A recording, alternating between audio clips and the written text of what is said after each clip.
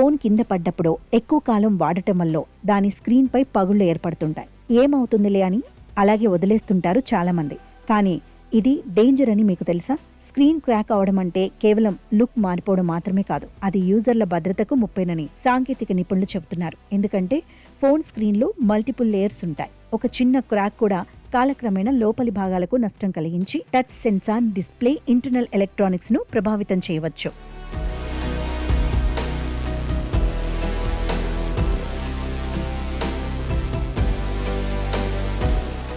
Screen crack అయిన phone వేడెక్కుతుందంటే అది ప్రమాదకరమైన సంకేతంగా గుర్తించాలంటున్నారు నిపుణులు. ఇది బ్యాటరీలో సమస్యలు లేదా ఎలక్ట్రికల్ షార్ట్ సర్క్యూట్కు దారితీయవచ్చు. కొన్నిసార్లు అధిక వేడి ఏర్పడితే బ్యాటరీ హీట్ ఎక్కి మంటగా మారి ఫోన్ పేలిపోయే ప్రమాదం కూడా ఉంటుందని నిపుణులు హెచ్చరిస్తున్నారు.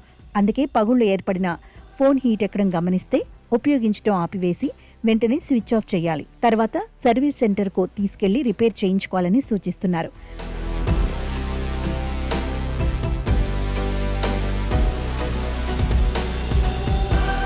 ఫోన్ స్క్రీన్ పైన చివరి మూలల్లో ఏర్పడే చిన్న క్రాక్స్ పెద్ద డేంజర్ కాకపోవచ్చు, కానీ స్క్రీన్ మొత్తం మీద స్పైడర్ వెబ్ లాంటి క్రాక్స్ ఉంటే మాత్రం ప్రమాదకరమని నిపుణులు హెచ్చరిస్తున్నారు.